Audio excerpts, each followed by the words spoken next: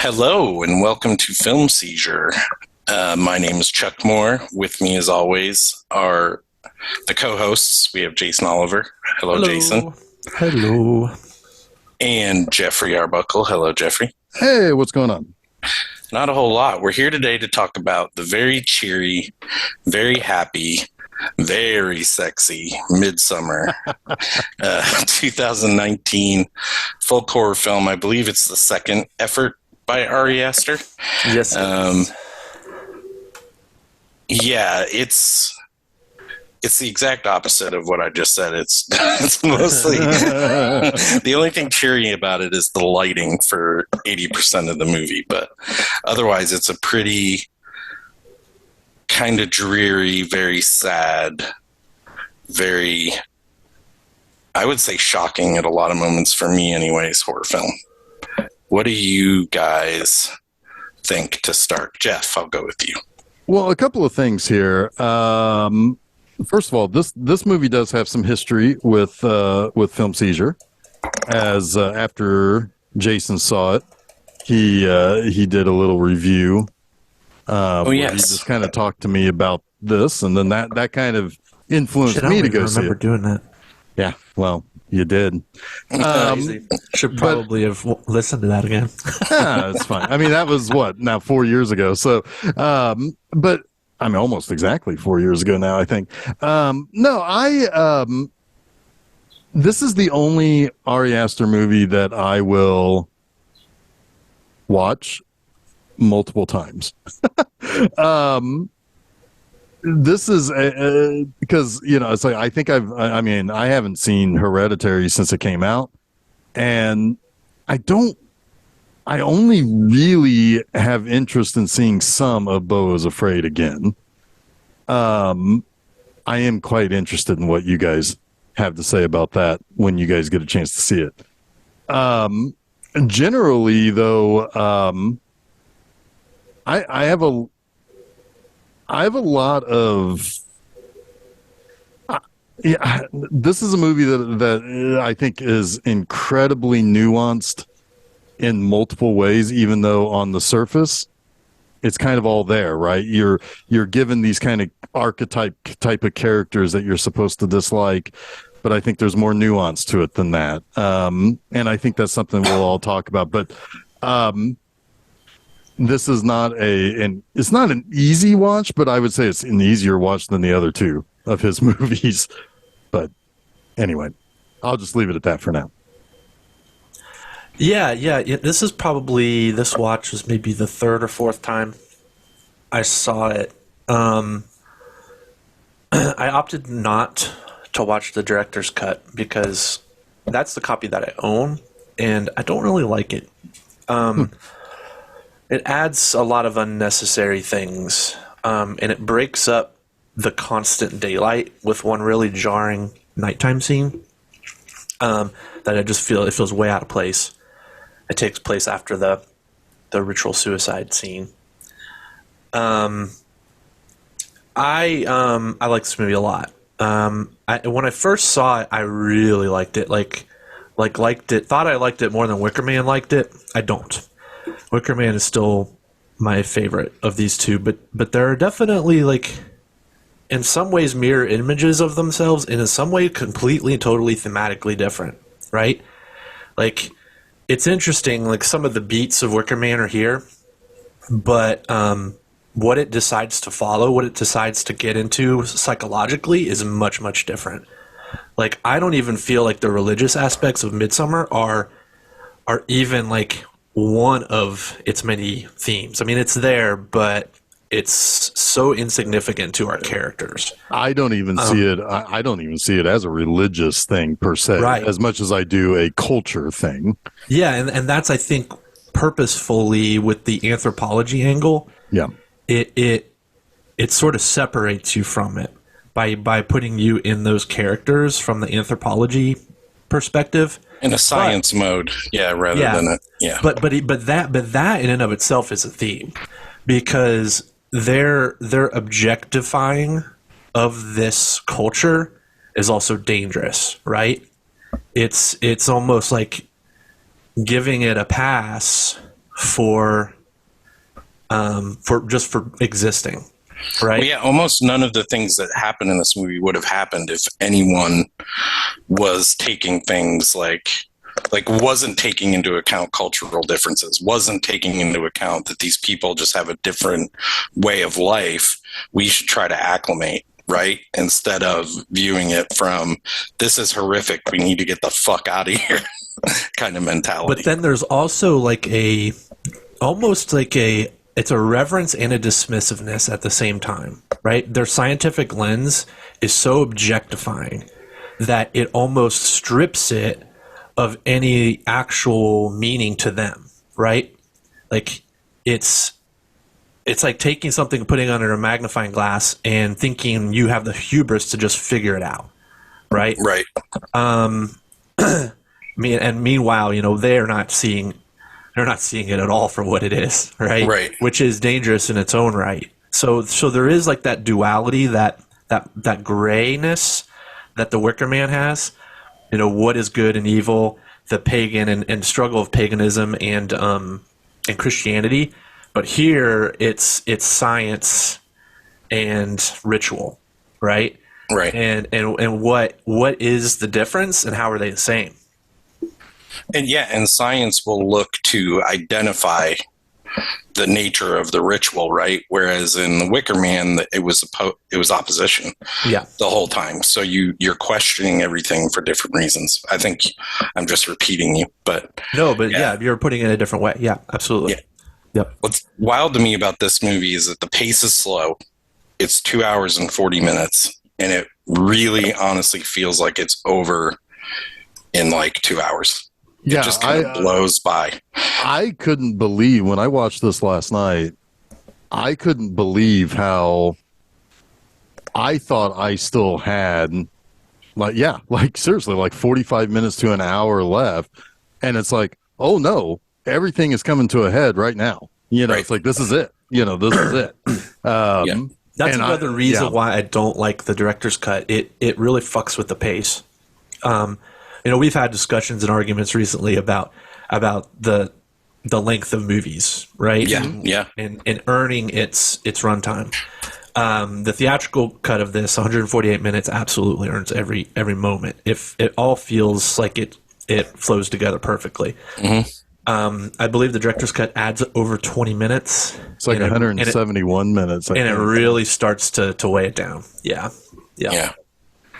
I mean, and there's some stuff like that that's where, I would almost rather see the deleted scenes separately. Yeah. Give me context about where it drops and then show that to me.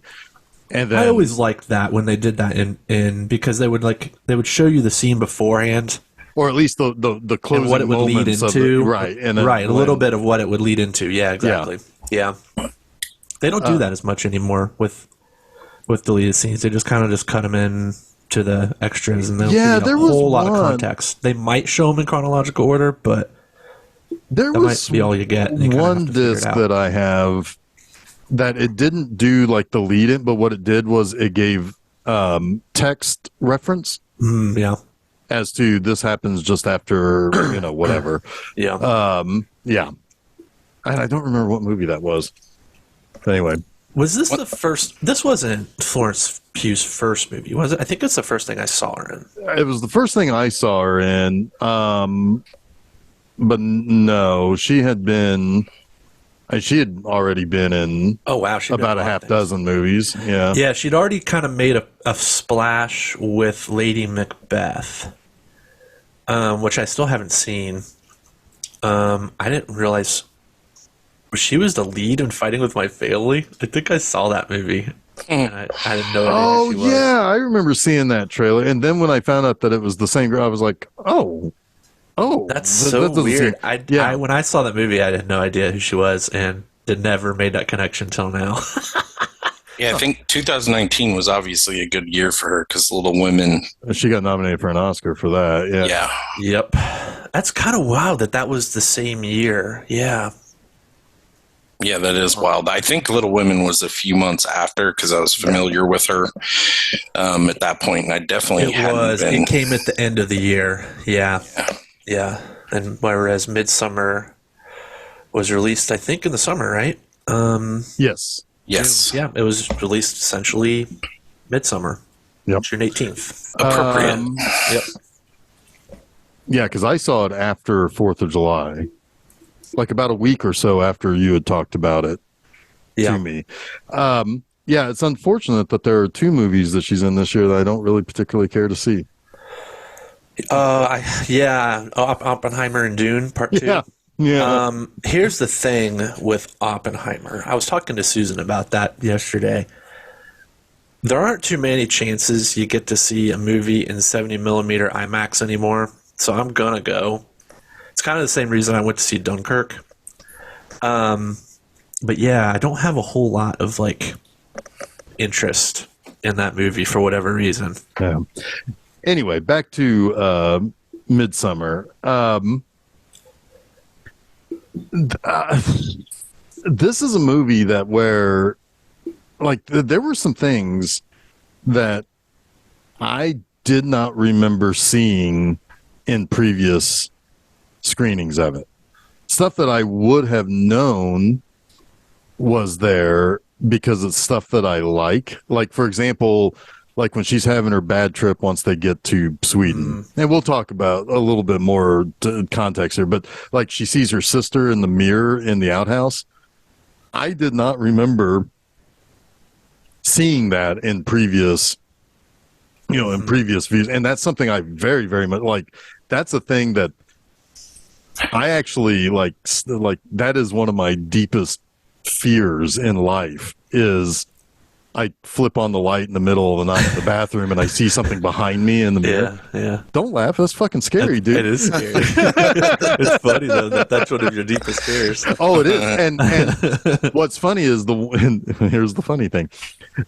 There's one thing in particular that I am always scared that I'll see. Me? Yes, it's Chuck. Oh my god! I feel like that has to be recreated somehow. For No, but it's the little girl from The Exorcist. I don't want to see her face in the mirror behind me, like jumping out like blah, blah, blah. Yeah, whatever. It could be Cameron Mitchell. Oh my god! That would be awesome. I'd be like, oh my god, it's Cameron Mitchell. Anyway,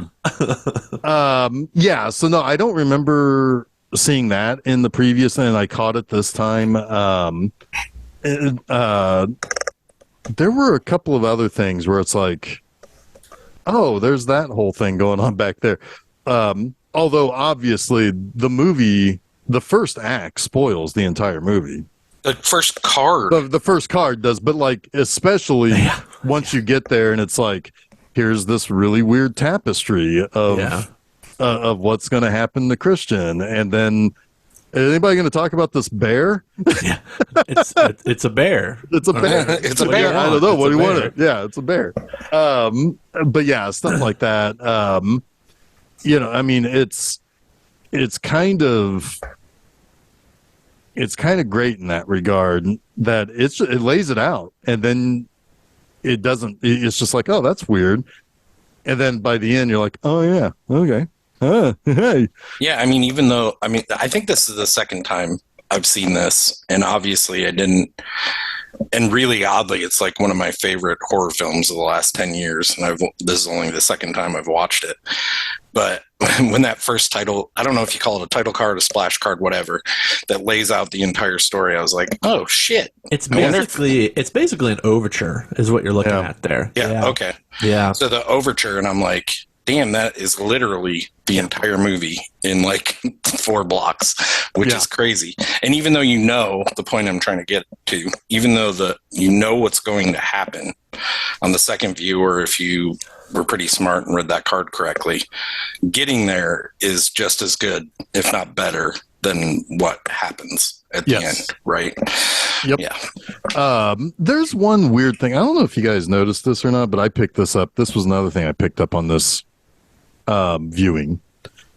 There is one specific scene, only one specific scene, in which Danny, who's Florence Pugh, pronounces Christian's name differently every time she says it.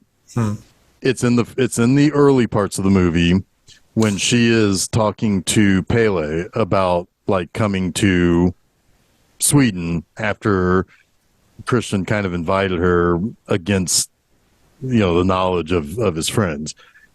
And she pronounces his name consistently in that scene as Christian, almost as if she's already kind of adopting a Swedish accent. Interesting. That is interesting. So that maybe that's a little bit of an Easter egg for the future too. When she's actually speaking to him, she's actually already adopting his accent. I also think that probably is purposeful. I wonder if that was a character thing that she added. Possibly, yeah. Because if you think about her personality, she's kind of codependent on like all the people in her life, right? Yeah. Or not codependent, because I think her and Christian do have a codependent relationship in a way.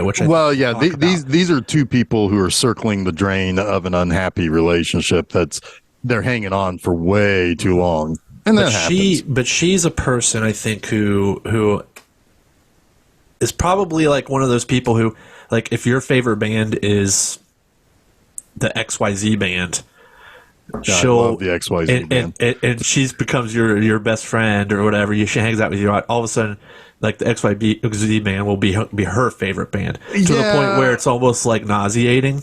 Well, she acclimates a little Yeah. bit. She over acclimates, and that's why this community is perfect. Right, Yes. and it's also her. It's her mechanism to deal with everything else she's ever had to deal with, and then how that came to a head. I guess we should probably talk about that, because the movie begins with Danny desperately trying to get in touch with either her younger sister or her parents. And we find out minutes in that there's a murder-suicide going on with her sister and her parents. And this is kind of interesting because, and I don't know if this is in any kind of extended version or not, but I think partly why she begins to act the way she does is because she also has a great deal of guilt. She calls Christian instead of the cops when she can't get in touch with anybody. Her parents are very obviously breathing the first time we see her call them. Yeah. And then she doesn't call to get help, knowing that something is wrong, knowing that this is a very specific, but she takes Christian's opinion too seriously. When she should have just said, "Hey, can you go send a wellness check?" Right. And of course, by the time they're found, it's too late. So yeah, I mean, but anyway, so she's worried about that. She calls Christian. Christian's friends. There's whole levels of stuff going on here, because if you've ever had somebody in your life that you have been concerned about how they may accept certain things, whether or not she's actually bipolar like her sister is, she's obviously affected by the bipolar nature of her sister, which is something that can very much happen if you've had bipolar people in your life like I have. It creates a lot of weight that nobody else can understand except for the people in that situation. Well, there to me, like, is a mirroring of her relationship with Christian and her relationship with her sister, right? Well, yeah, because later she becomes overly compliant to him, where she constantly is feeling sorry for coming across a little too bold or a little too combative. Yeah, which is interesting because I have been in both of these character situations at different times, and it's a struggle. And the thing is that you're supposed to. I mean, his friends are kind of set up to be people you don't like because they're so crass, and even Christian is so defeated by all of this. But if you really kind of start peeling back a little bit of the nuance, that happens. it happens. People on the outside of that relation aren't going to know and they're just going to say, well, just leave her or just forget about her, just dump her. No, in this case, that cannot happen with Christian because he feels like he could cause harm. In this case, Mark knows more than we do. Sure. So we are immediately judging Mark for what he's saying, but in reality, he may be being a very good friend about this stuff. Possibly, but it is still a complicated thing for somebody who, because obviously Christian feels like he has to walk eggshells, and it does create a lot of strain between all of his relationships, and that's just something it's hard to deal with. And it can, and yeah, somebody may be thinking that they're a good friend to say, yeah, just get rid of her. But that's not going to be the easiest thing in the world for Christian to do in that scenario.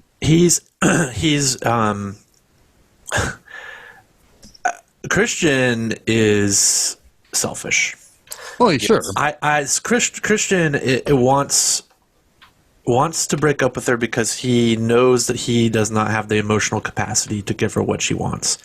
But he also is living with this, I feel like, misconstrued opinion of himself that if he does leave her, it will shatter her so badly that he can't handle the guilt that will rain upon him.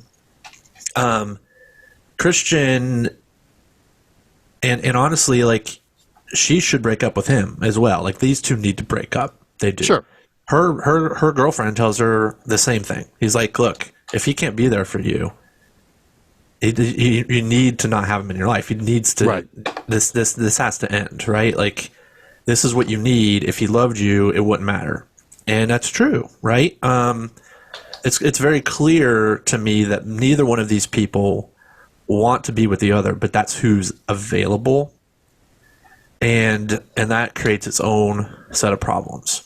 Sure. Yeah, and they use their own guilt as the excuse to stay together. Christian, the guilt about shattering her life, and her, the guilt about being a burden. Like, yeah, it's it's a pretty sad circumstance. It is, and it happens far too often in the world. Mm-hmm. And now we're granted, as an audience, we are granted the access to both of them. And in real life, it's so much more difficult than that because most of the time, there's only two people who know that about each other, and about themselves, and friends will make suggestions and make offers like that are difficult to take them up on, even if it's the right thing to do. Because you don't ever want to be, I mean, especially if you actually like legitimately do care about that person, it makes it difficult for you to think that, oh, shoot, it's like if I do this, it may create harm, or it may create a whole other circumstance of issues that you haven't even gotten, that you haven't even unlocked before, that you don't even know could happen, and that will make things even that much more difficult. And so, yeah, it's a difficult situation they're in, and it is a part of this movie that creates it just adds to that whole weight of everything that's going on. Literally at one point he's trying to light he's trying to light a candle as if to say, he's trying to, strike up feeling again and he can't even do that. It's like that can't even work for them. Right. And that's done after he's forgotten about her birthday. Yeah, there's so much disingenuousness. Disingenuousness.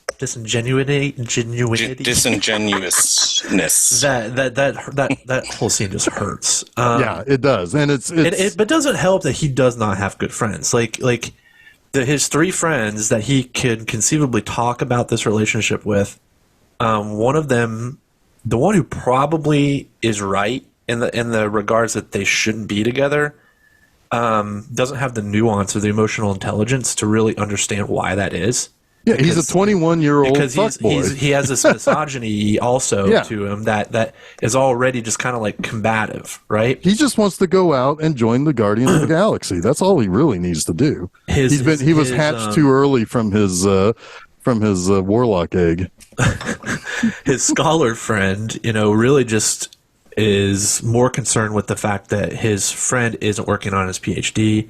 He's like, he's viewing his friend through his own lens of this is what's most important in your life right now, finishing your thesis, right? Because that's what's most important to him right now, right? Well, and he's so heads down. There is that one really uncomfortable scene where she's talking to Pele, and like he just like Josh just gets up and moves to another scene. It's like it's so awkward. Yeah. But he's not really doing that to be rude, but he's like, I'm busy. And it's like he's so internalized everything is focused in back on him. Yeah. And then Pela probably has the emotional intelligence to help Christian, but has ulterior motives. Right. So he's deceiving. So that is one of those Wicker Man themes of deception, right? So he has no real support group here also. So there's no real way for him to grow other than through experience. And boy, is he gonna experience some things. He is. Did you guys notice? I was trying to, I like to try to find meaning in the way things are shot and stuff. Through that first act, most of the time when Christian is with Florence Pugh, he's shown in a mirror. He's shown in a reflection rather than like straight on. Like when they walk into the apartment, when she comes and they're talking about going to Sweden, they're talking to the four or the three on the couch chair, whatever that situation. They're shown in the mirror. When she's being overly apologetic about him not telling her he was going to Sweden, she's standing there front and center on the screen, and Christian's shown in a mirror. And then later they show Pele's reflection in a table. So I think there is some kind of symbolic nature to this, even though it's cool anyway. Like they're all cool shots. It is showing us something. I just couldn't figure out exactly what. Yeah, I mean, it could be, again, it could be speaking a little bit to that acclamation, right? Like she's finding like mirroring people, right? Right. She's mirroring the people in her lives so that she doesn't push them away. She wants to find a way to relate to everyone because she has this fear of rejection. Yeah. Yeah. I like that. I'll go with that. I'm just that sounds pretty good to me too. Sure. Yeah, I'm on board. Yeah, let's do this. No, I think there's an interesting moment here too that gives you insight into Christian and makes him even more unsympathetic is when he's talking to his friends about the trip, he's like, oh yeah, by the way, you invited her? Danny's coming up. I invited her. It was your idea. Yeah, she's not gonna go, but just so you know, I've already invited her. It's like, deal with this. Right. It's like, oh wow. But it shows some kind of an element of gaslighting, like an element of manipulation on his part. Like he has experience with, wanting to do a thing, telling her he's going to do it, her maybe not being invited, but then him reluctantly inviting her, and then somehow manipulating her into not going because she'll feel bad because she senses he doesn't really want her there. She doesn't want to be a burden on him, right? He's playing that against her. He's playing that against her for sure. But in this case, it backfires because of Pela. Pela like really goes out of his way to welcome her and tell her he's glad she's coming. So this is sort of you're right, Chuck and Jeff. I think you're onto something with how she's pronouncing his name in that scene, because this is the first time where she's starting to like move in another direction. Yeah. Right. And she's doing something against maybe what she would have done before. This is against her nature to actually go on this trip. Right. But she decides to. Even to the point where Pela like stirs up emotion in her about her parents, right? And it might be the first like healthy moment of grief that she's experienced. Even though it hurts so much, she's like, I need to see this through. There's an amazing transition here too. Sorry, go ahead. Absolutely. To her having her breakdown again, emotional breakdown in the bathroom of their apartment and then the bathroom of the plane to show like this is transition, right? I'm going on this trip, and there's something happening here, right? With me, with my grief, I'm starting to work through something. We don't know what, and we don't know how it's going to ultimately happen. But oh boy, does she ever through her grief. There is one important thing to note, just as a quick aside here. When she finds out that her parents and her sister are dead, Christian goes to her apartment and she's screaming, basically by herself, inconsolable, but Christian's there kind of holding on to her a little bit. Yeah. It's important his reaction here is more just kind of, I'm here. Whereas later on, body, that's it. Yes. And later on, he's gonna be a warm body later too. He's a warm body like the whole movie. Really. He's like just warm, later. Right? Yeah. Like he's just warm. He's lukewarm. He's not cold or hot. He's just kind of the worst. Right. Well, yeah. I mean, like he doesn't. He's probably a guy who has never had anything. Like he doesn't have family members who are either outwardly, emotionally, whatever, or he's never had to deal with losing a parent, or so it's like, and so again, this comes down to it comes down to those multiple concepts of he doesn't have the experience in this, so he can't really do anything, and he's just not really there in that relationship anymore. In fact, later when he says that they've been together for 3.5 years, and she's like, no, it's been 4. 4 years and 2 weeks. Right. Like very specific. But if you go backwards 6 months, it's, when you go backwards for, to 6 months, that would have been roughly that moment where he's like, he's just not there anymore. That's when the relationship ended for him. For him, yeah. And it's like he can't handle her, and so and so that's that's another little, they're just, it's like, it's like if you've ever been in a relationship for too long, and it's just like it ends up being like the two people just turn into ghosts to one another. And you just kind of just float around, but you're not really ever in the same place at the same time or doing anything in the same way. And that's just what they are, except for they still think that they are a couple. But yeah, and he's certainly, using his cowardice also to say, I invited her. It was your idea. Like it's like he's even cowarding to his friends by saying, I don't want to take the responsibility for inviting my girlfriend to this trip that we're going on, and it's like, but a lot of that, again, might just simply be, he is absolutely a bad guy, but it might be something that in another situation or in time, he would not be that way, Yeah, I don't want to. I mean, it's hard to read too much into Christian because you only know what you know in this movie. You know nothing about his past. You know nothing about him at all outside of how he treats her. Right, and it's just the exact same thing with his other two friends. You're only giving. That's why I kind of labeled them as archetypes more than anything. They're not really, they're monolithically created to be a fool, overly studious and emotionally stunted. So, we'll bring those fools and emotionally stunted people to Sweden, where Pelle, however you pronounce his name, lives on a commune with his family, as he calls them, the whole group. They're just one tight-knit group of family. I do find it funny that later Christian does ask, it's like, what about incest? Because like everybody does treat everybody like family. Right. You know, They have and- strict rules about incest.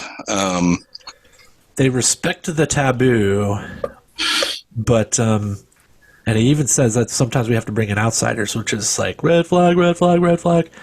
And yeah, it's like, hey, you want in on this? And he's like, yeah. No. And then we do find out there's one very specific instance where they deliberately inbreed.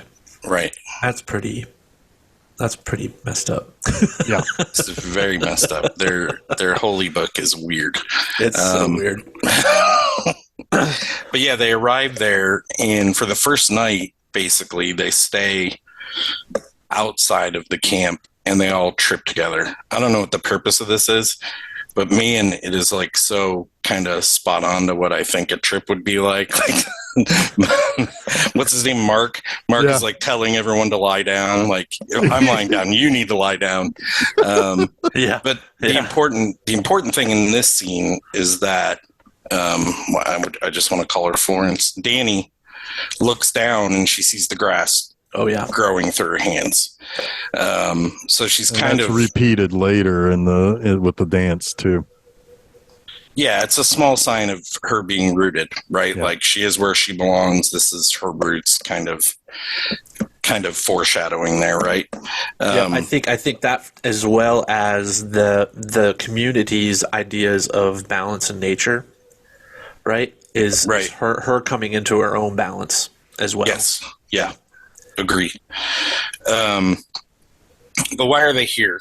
There is a 9-day, basically, feast ceremony that this commune goes through every 90 years, basically to appease God and the devil, right? I don't know. They don't really name the entities, right? That they're the dark appeasing. one and the father. Yeah. That's So all it's they God say. and the devil, basically. Yeah. But this is their ceremony. They're, you probably have caught on at this point that this is like a ritualistic community that some weird fucked up shit is going to happen over the next 9 days. And the funny thing is that the movie is not a full 9 days. There's more shit to come that we don't see, that we don't know about. Yeah. Oh, yeah. I mean, I think you can make some assumptions there pretty much, but I don't know for sure. So here's a few things I find a little incongruous that confuse me. Pela alludes to his losing his parents to a fire when he was young, right? Which to me is like foreshadowing of what happens at the end of the movie. But I think that is a version of this Midsommar that only happens every 90 years. Was the impression that I got. They only do this 9-person sacrifice every 90 years, so that doesn't quite jive. It could be. I mean, it's very possible that he is really talking about an actual fire incident that just so happens to also foreshadow the big fire. It's possible, yeah. It's possible. Because he's very cagey about information, but at the same time, he's never actually outright misleading anybody necessarily. I mean, like, he flat out tells Danny what happens to people once they turn 72. Oh yeah, her and Christian just don't understand the word. Right. Yeah. Which is, Josh is a bit of a dick not to explain it. He's a total dick. Yeah. And he's using his hubris again, his academic hubris. It's like, I know what this is. And I also think he doesn't believe that it's going to literally happen. Right. So he's like, "Oh, you're going to see something funny tomorrow that you're not prepared for."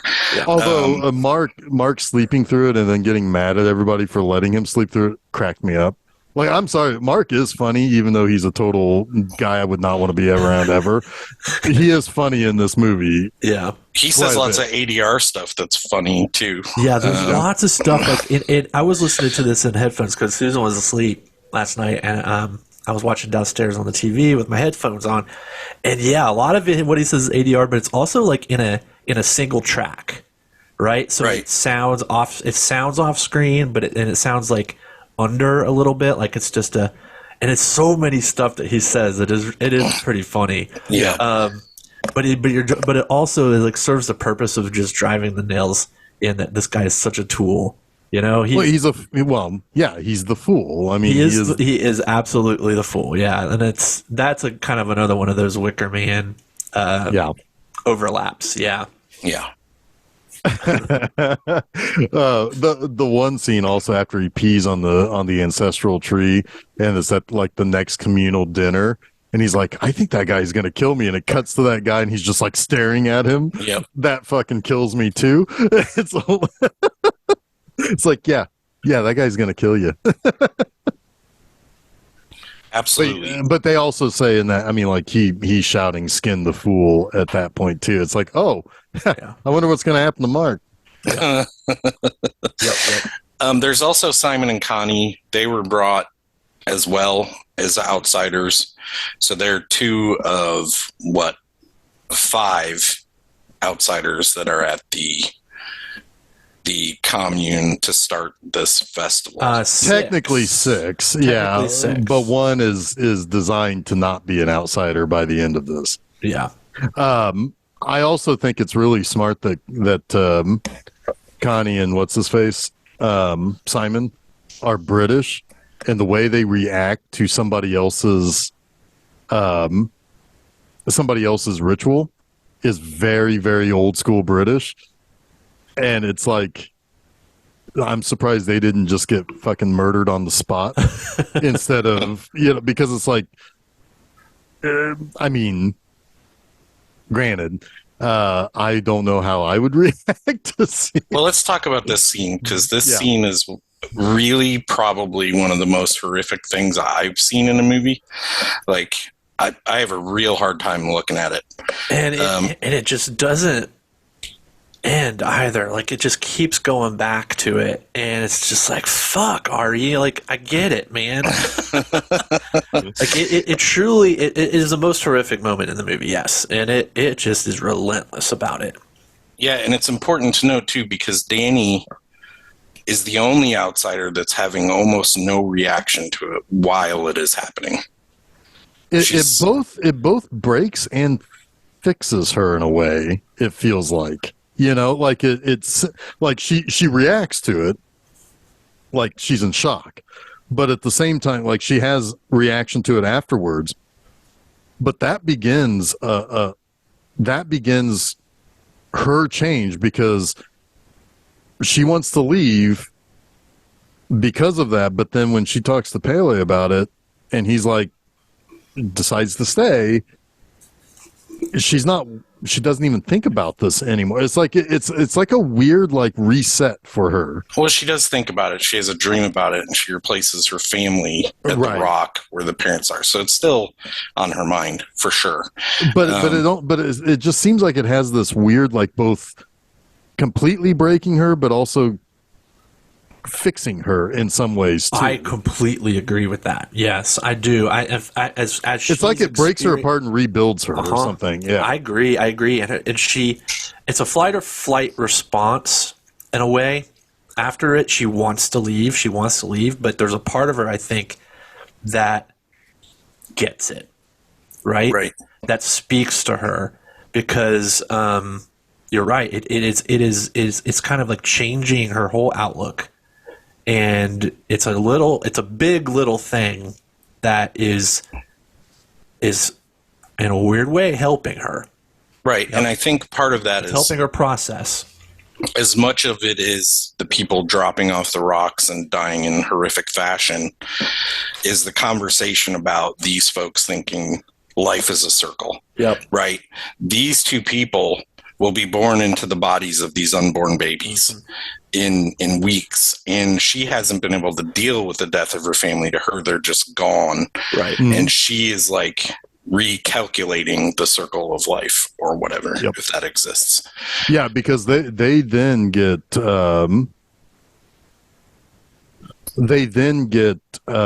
cremated, and of course the ash goes around the tree, which then also begins kind of fertilizing that, right. Yeah. Back to the earth. Right. Yeah. Exactly.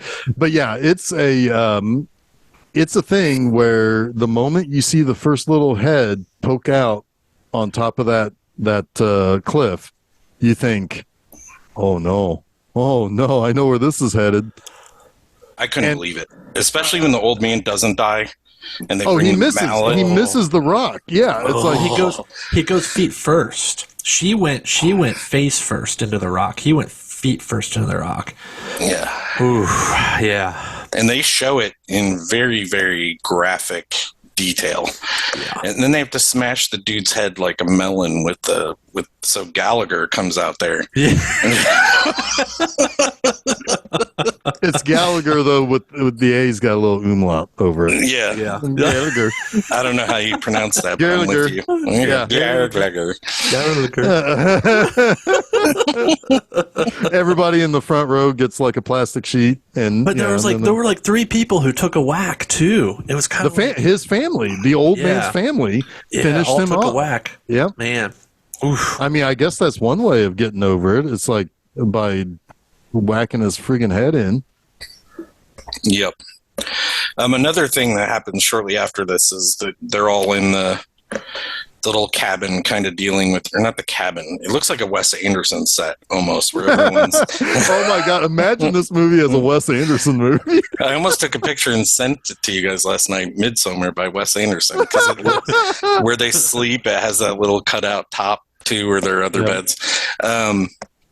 But up to this point, we've seen like weird breathing patterns from the people. They do this thing, which I don't know what it signifies. It's like creepy. I don't know. Creepy like it is in Hereditary. It's like Viking shit. Yeah. But when Christian brings the candle to her, she kind of blows it out like that. Almost the same kind of breathing pattern. And it's like, oh, okay, that's cool. Yeah. So she's kind of blowing out his flame too at this point. While also igniting one for him later. Yeah. Or Christian. Yeah, also there's the whole thing. Pele remembered her birthday, draws her a picture. He says, I only do this for birthdays. Later, he draws one more of her that's signifying a rebirth. Right. That's the whole, that's really the whole folk element of it, right? The death and rebirth and the circle of life. That whole cycle thing is repeated again and again and again in this movie. Pela's when they're tripping in the field before they go into the village, he mentions he talks a lot about how nature is in perfect harmony, his tree is in perfect harmony with its surroundings, right? It's like he's essentially giving you the mantra of their community, right? Right. Like, because as you see more and more, like the way they handle emotions collectively, the way they handle pain collectively is all like this idea of them being one with their surroundings, right? Like there is no individual. We all experience everything together. Which is why I wanted to call to Christian not grieving with her appropriately early in the movie. Yes, it's extremely important. Yeah. Yes. Yeah. Yeah, man. Communism's weird. Apparently it works, though. Well, if you're willing to jump off a fucking cliff at the age of 72, I guess. Yep. Oh, they give the clue too, when Pele's explaining the seasons of their lives, and Danny asks what happens when you turn 72. He just kind of gives her a look. He doesn't. Yeah, he's like, he does this. Yeah. Does he do that? Run his hands across his throat. He sticks his tongue out too. He goes, and it's almost like when I was a kid. Feels like a joke, right? Yeah, when I was a kid, I'd tell my parents that I'm going to my friend Glenn's house to get drunk. It was the total truth, but I said it as a joke, so they laugh. Yeah. Right. Well, that's the that's when that comes back. Ballsy, Chuck. I'm crazy. But that comes back to what I said earlier about Pele, is that he is honest the entire time. So like it's very possible but he's also sprinkling the clues as to what's going to happen in scenes to come. So like I think he really is just saying his parents died in the fire and he was raised by the rest of the community. It's too much like her story, though. I feel like it's the same thing, but it doesn't jive with the 90 years. Well, I just think that it was an accident sort of thing, or maybe they do smaller versions, I guess. But it's, but he is not misleading anybody throughout the entire movie. So it's, No. Like now the other guy who didn't prepare Connie and Simon, he fucked up.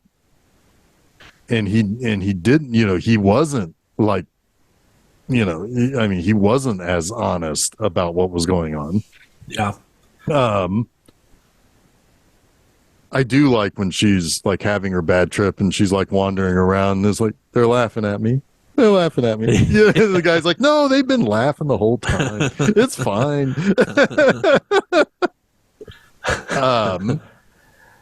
Well, yeah. I think, about this time now we kind of get into the Christian and his buddy, the other anthropologist, they both decide they're doing Josh are doing their dissertation.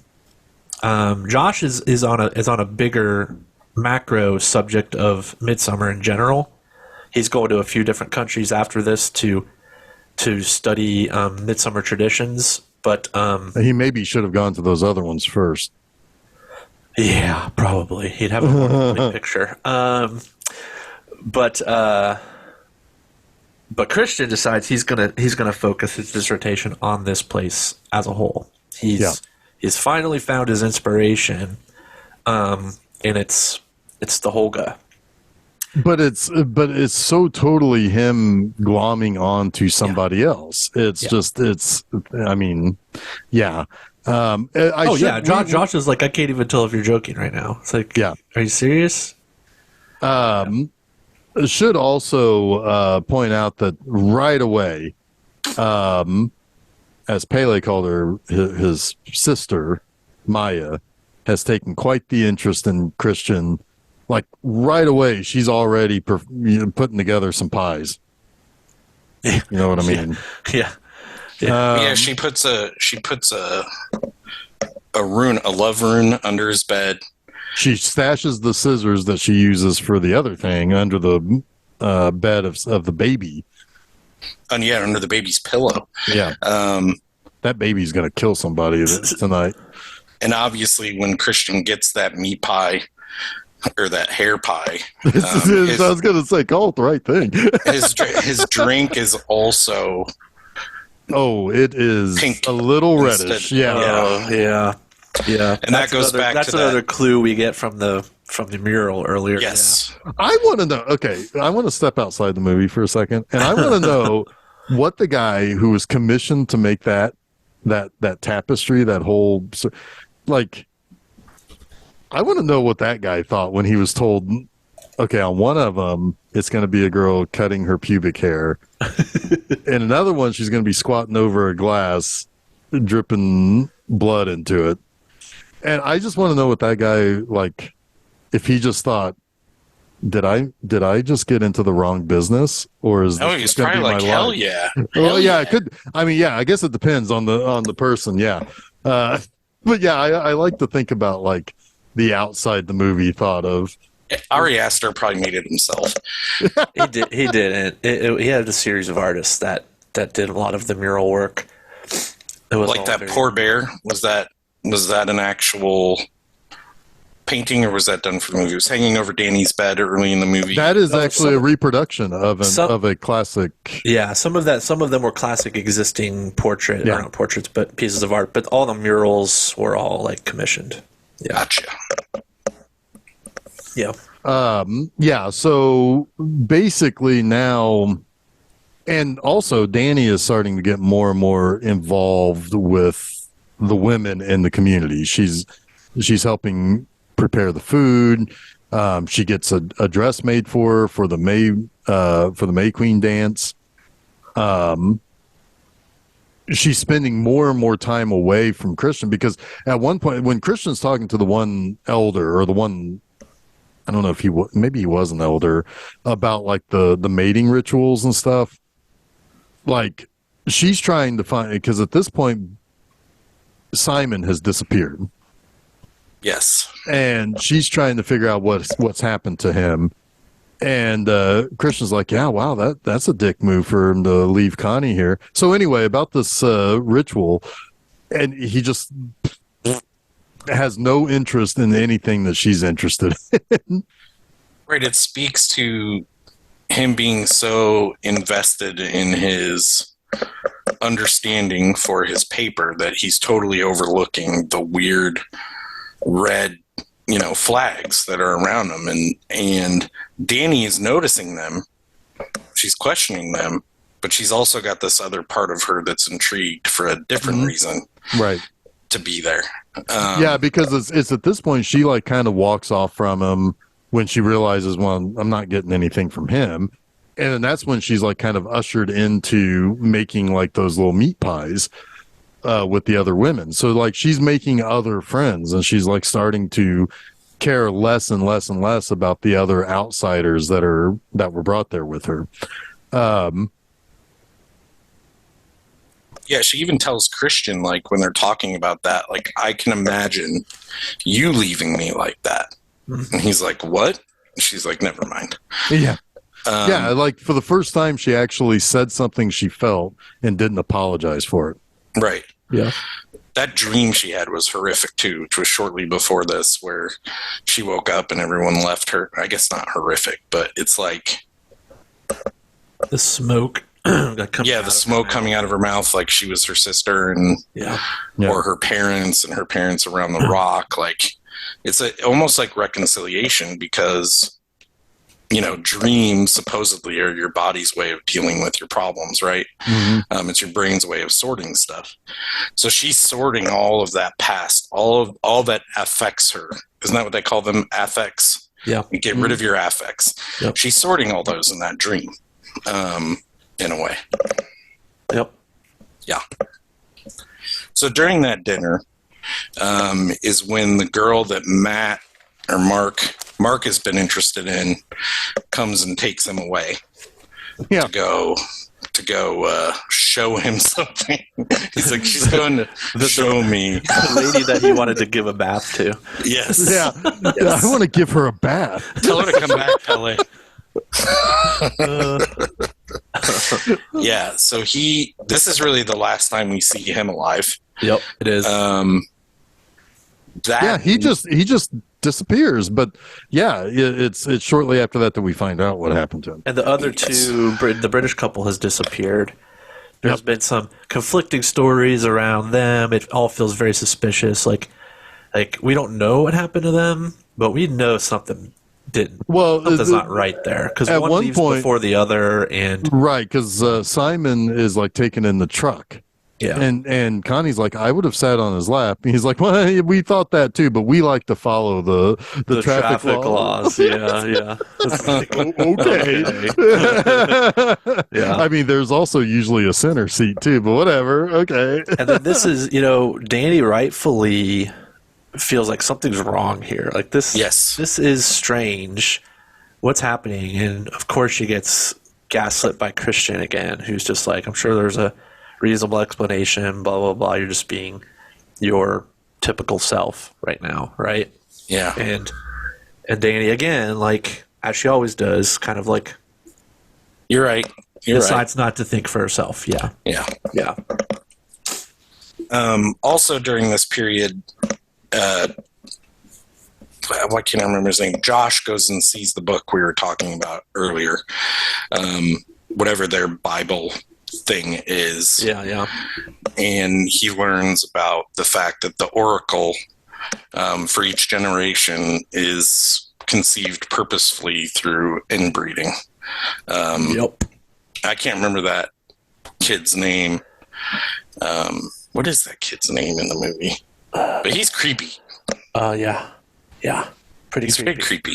And he wears somebody else's face later, which is also creepy. Oh, yeah. It's kind of like that scene is very Texas Chainsaw Massacre. Yes, it is. Right? Like, it's like, oh my goodness, that's some Leatherface action happening right there. Especially with the dragging of the body and the blood stain across the floor. It's like, oh man. Yeah.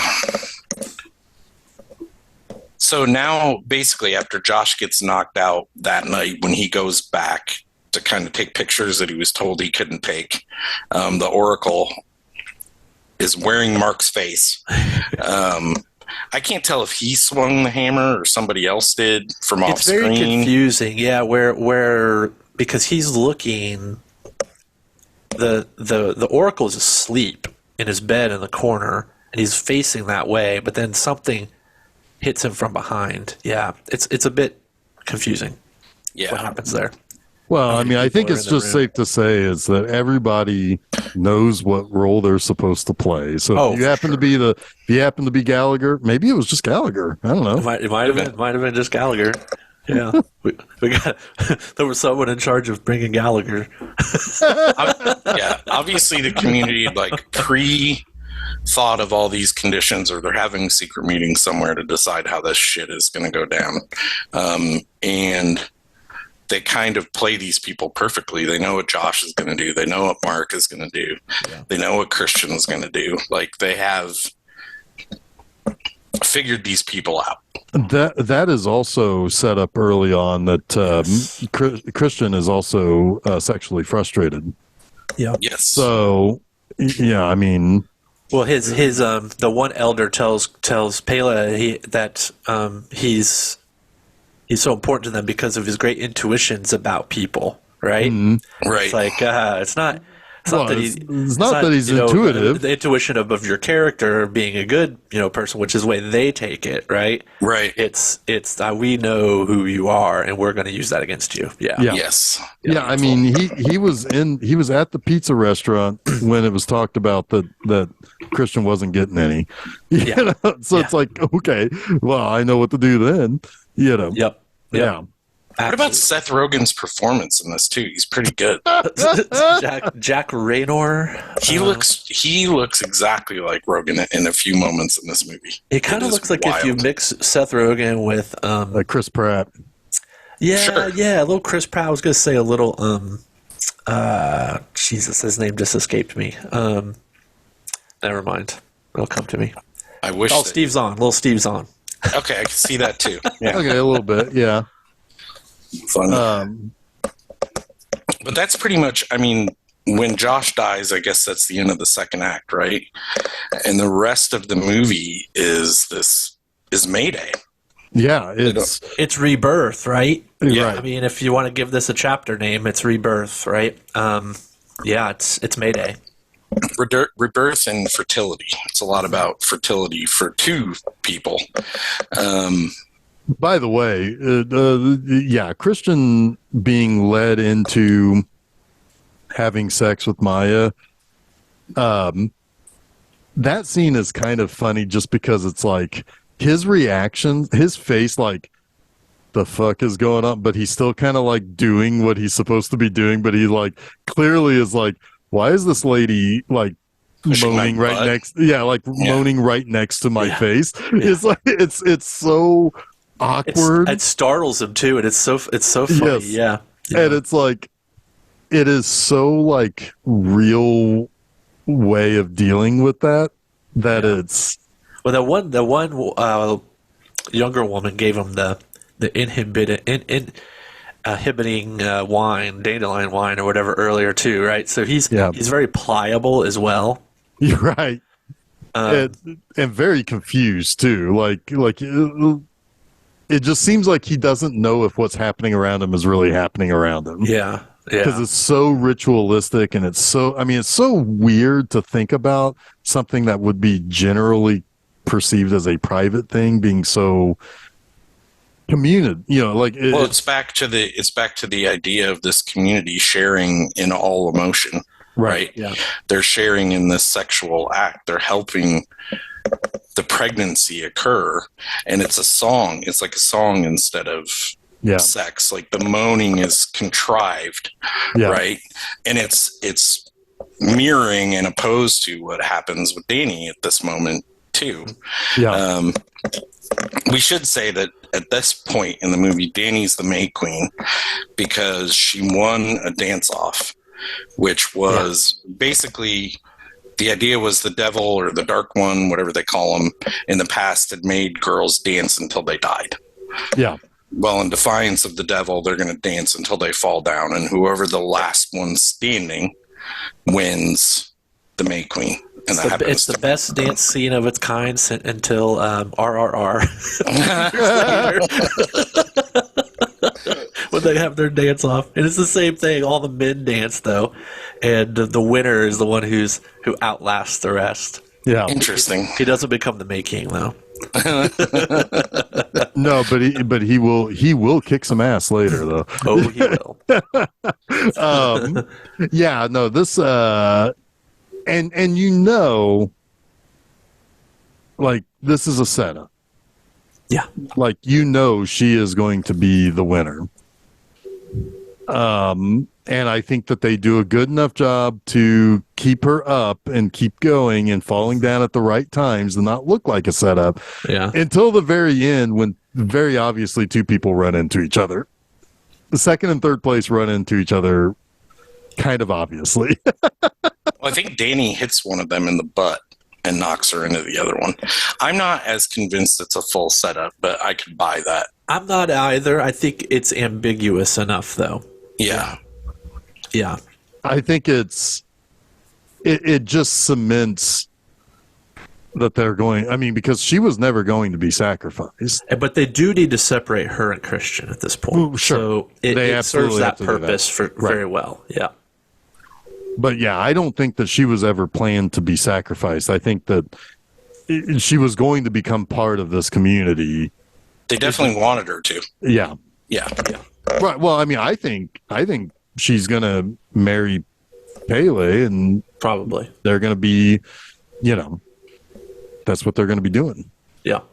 Isn't it kind of awesome? They don't have to work until they're like 36. God damn, that's awesome. I mean, Pele was working in the gardens, and he wasn't 36 yet. So I don't know if I fully take that literally, but yeah.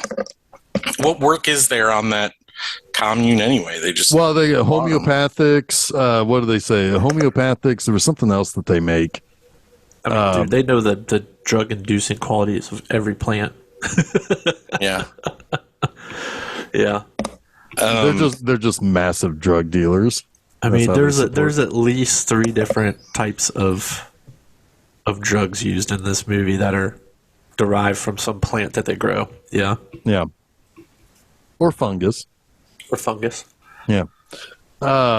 Yeah. So she wins. Christian seeds a baby. And it is kind of funny that the next time you see Maya, she's like all made up, like she's now a woman. It's like, that's very significant. It's a rite of passage. Yeah, exactly. And then she's also like her whole body language has changed the next time you see her. She's standing up straight, her head's high. She's not like, because earlier on she seemed very shy and kind of meek. Yeah. I wonder how much of that is like performative, because these people are performative, obviously, absolutely, around the outsiders. Possibly. So, yeah. There is that part of it that you're like, yes, she's all grown up now. She's probably impregnated. That's the one half of the fertility thing. The other half is the May Queen needs to bless the grounds. Yeah. Which she does. And this is pretty much, we're at the end of the movie, right? Like, well, she sees what's sees going on in that building because she hears the moaning. Well, yeah, because like the one lady's like, that's not for us, but why don't you go ahead and take a look? Right. Yeah, she doesn't dissuade her too terribly much. Yeah, and she does, and she looks through the keyhole and she sees Christian's butt, being pushed by some other lady into some other lady. I like how that is how the sex is done. Yes, that is how the sex is done. Yeah, I like how in that choir of moaning women, they show us a lot, like from her point of view throughout this movie, right? But that scene when she looks through the keyhole, you expect them to show the keyhole look of what's going on in there, but they leave that just for her. They don't show us. You already know. I mean, but it's interesting, like, is for her character, like, this moment is so introspective for her that we don't even get to see what she's seeing. I think at that point it's it's more important that we see how she reacts and we see the emotion that she goes through. And I mean, this is like the most pivotal moment of her transformation is when she can finally grieve and she finds people who are willing to accept and take on her grief with her. Right, it's the opposite. She has not been able to get from Christian. Yes, right? This is the final wedge between them. She's expelling him from her life, and she's also accepting them into her life. In this moment of just intense communal grief. Yep. So we have her wailing in unison with all the other women. Christian comes out of the love shack. Little old place where we can get together. Yep. I wonder if the tin roof is rusted. They better get some of the workers on that.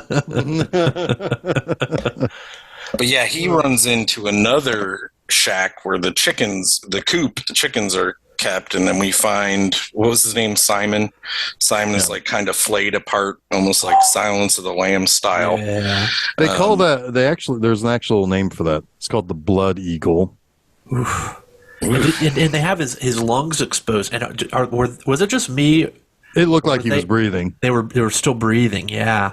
But I think that might have just been the drug effect. The drug effect of Christian. Yeah. Oof, that's creepy stuff. Yeah, while they were drugged, we did see a lot of pulsing of items on tables.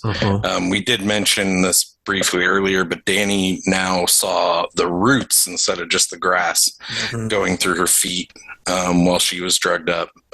And like you said, her transformation or her full acceptance pretty much of these people in that moment of grief.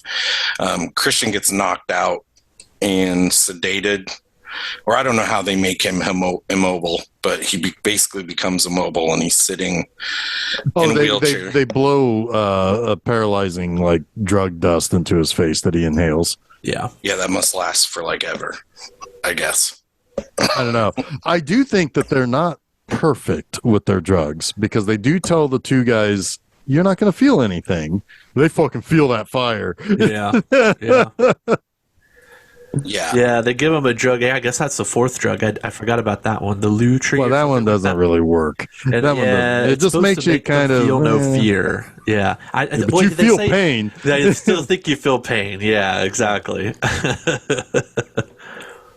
It's important that they do feel pain because it's probably because it has to be shared. And yeah. So anyway, he's paralyzed in like a wheelchair. The main matron basically says this is the Civ. This is the thing. We've got, there were already two people who were sacrificed, the two old people who jumped off, I think is what she meant by that. Yeah. Because there's some sort of like almost like it's a scarecrow made out of like a death mask. Yeah. Those are the two that jumped. Yep. Yeah. And then we've got two other people who brought outsiders to us.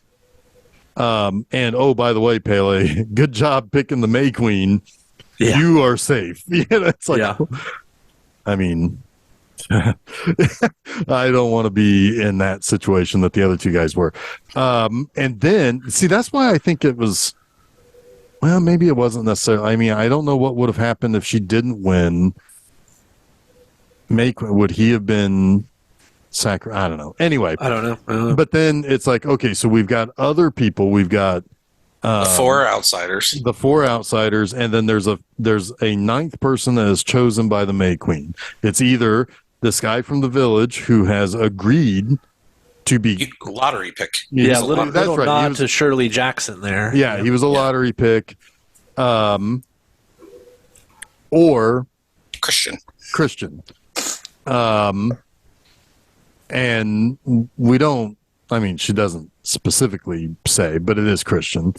He's prepared by being stuffed into that bear's skin And he's put in as they prepare this smokehouse. They put everybody in, and they've got like kindling all around and hay and whatnot that will catch. And then they put Christian right in the middle. The whole time she's grieving that, but this is like expertly handled. Yeah. The way that the movie does it, because they light the thing on fire. The man starts screaming.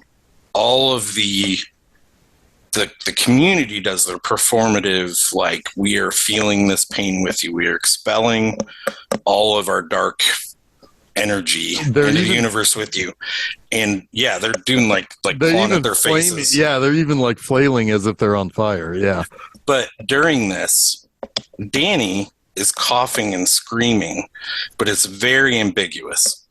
Like, is she expelling with these people, or is she really terrified? Right? You have this moment where you're kind of unsure. And then obviously you find out, because we come to one of maybe the third or probably the second best smile at the end of a movie, right? Behind Magnolia. It's a pretty good one. Magnolia's a good one. Yeah, we've had a few of those recently. Yeah. And she just smiles, and then you cut. Yeah. It's really well done, I think. Yeah, because in a way, she's also now performing, right? That's what I'm saying, but it's kind of ambiguous up until that moment where she smiles, if she's performing or not. Exactly. And she's, and she's gotten I don't want to say revenge, but she's gotten some sort of... No, she's gotten rid of everything that affects her. That was the purpose the whole time. Like, everything that ailed her burns in that house, and she is expunged. Yeah. Which is what these people do with this ceremony, right? Like, she's obviously one of them now because she has done the dance with them. Oh yeah, most definitely. I mean, she's found peace and happiness. Yeah, she feels held. She has a family. She feels held, and she has a family. Yep. Yeah, exactly. I want to step outside the movie again real quick here. I mean, there are 6 people now missing. And I'm assuming somebody has said to somebody where they went. Yeah. I mean, it makes you wonder, like, what kind of trail did Pela leave, right? Because that's the only way they're going to find them. Pele, well, and that's and his brother too, I guess, who brought the 2 Brits. What but he's burned up. Yeah, I mean Yeah, but still, like, Yeah. What theoretically, what address did they leave at the Bursar's office? Right. Well, and the other thing also, But the other thing also is that I mean, because they are of the, I mean, because it is mentioned that they are the age that they come and go from the community. That's their travel age, right? That's right. It's kind of it's a little Rumspringa or whatever it's called. It is very Rumspringa. It's Rumspringa. Rump shaker. Rump shaker. That's what. Yep. That's it's a time of rump shaking. It kind of is. It also, thematically, it does sort of almost feel like the prequel to Midsommar. Like, if you were going to make a Midsommar sequel, it would be that, right? It would be like almost like The Wicker Man. It would be an outsider trying to find these kids who've gone missing. Yeah. And stumbling on and discovering this community and all that would entail. Yeah. I didn't think about it that way, but it's almost like I could imagine Ari Aster saying, I want to tell the story of the missing kid first, right? Yeah. I mean, it's clear that he is a great appreciation for that movie, absolutely. Right? I mean, it's very Wicker Man-y. Yeah. Like, you can't really watch it and not think of the Wicker Man. Right. Yeah. I mean, it's up there, man. It's up there good. for me. It's real good. Yeah, I mean, this is the type of horror movie that, it's kind of funny because I don't really know that I 100% call it myself personally a horror movie, but it is a horror of so many other things.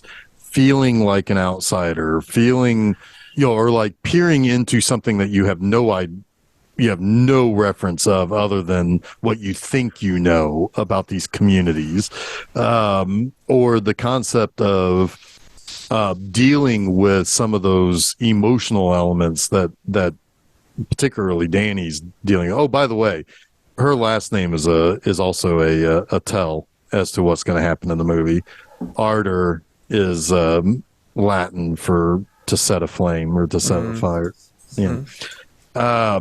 Anyway, Nice. but no, it's like it's a horror of so many other things that like even the stuff that is horror in the movie, I'm not as scared by. Like, I mean, I don't know if this. I mean, this probably says a lot more about me than anything else, but I'm not particularly bothered by the gory moment of the people jumping off the cliff. I mean, I remember it's still like, you kind of like wince, or at least I do, and it's like, ooh, god damn.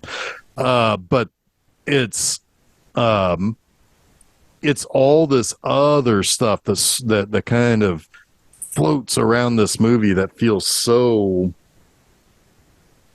It's like folk and psychological horror. I mean, I would call it horror. It's just not like a monster. Right, exactly. Yeah, it's just a different. Yeah, it's just it's dealing with much more realistic things to be that affect you. That is and that's where they come up with that old term of the elevated horror, right? But in a way, it feels a lot like The Shining. Sure. In the same regard where it's like it's the same kind of thing where it's like you watch this movie and your brain kind of starts to work on a different path than you normally would in what you would think of as like a horror movie, and it's it just kind of creates this whole other experience. Good movie. I quite like it. I was honestly a little nervous to watch it again, thinking I might get bored, and I was not even a little. Not at all. Yeah. I personally do like this more than Wicker Man. I have some issues with Wicker Man that I don't necessarily. I mean, like as similar as they are also very different too. They must are. So, but yeah, it's a this is a beautiful movie, and it's that daylight horror too, right? Where everything is in the daytime, and because that's very, I mean that's very very much brought up, the fact that it's the midnight sun. This is this is a time of the year where there's only a couple of hours of darkness, and there's really only that one nightmare that she has where everybody leaves her that's really in the dark. Or when Josh goes to get his semi. Like it's still kind of light out, but yeah. It's as night as it gets there. Pretty much. And so, I mean, and it's everything is in the daylight, everything, because it's daylight all the time. It really confuses you. It sets you off as far as what's happening when. And, like I always assumed until recently that we were there for 9 days. No, we're only there for like 3 or 4 days. Everything happens extremely fast. And you're pretty much at the middle of this celebration. And I mean, it's so well, like things are so well like integrated into the backgrounds and into, it's a good movie. Yeah. Not an easy watch, but a good watch. Yeah, I find this movie to be much more approachable than Hereditary, which is a movie that I just cannot for the life of me get through. I've tried watching that movie several times since I first saw it, and this is no way an indictment on this movie. I think it's a very well made movie. It's just so drenched in dread that it is I just can't get into it again. Hereditary is one of the few movies I can honestly say like tore my stomach apart while I was watching it. So I will not watch it again. It's like that and American History X. Hey, good movies, but I'm not watching you again. Yeah. Yeah, I mean, I think that's one thing that is important to understand, is sometimes a movie can be very good, but you just don't want to see it. I mean, for whatever reason, you just can't watch it again. It's not there for you. Yeah, sometimes the message only needs to be delivered once. Exactly. And it's that's why, like, and I think about like Beau is Afraid, Aster's current movie. I think there are exceptionally interesting things in that movie, but I don't want to see it again. The second half of the movie, to me, disappointed the first half. But it gets to its head at the end, and that's where you start thinking about those things that are interesting about it, but I don't need to see it again to think about it.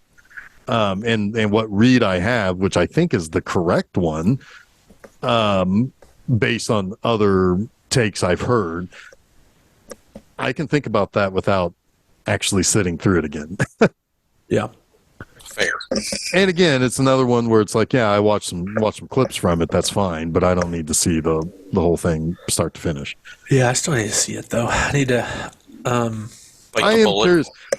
I'm curious to hear what you guys think of it, because I think it is a very interesting streaming. Yeah, I'll watch it. Yeah.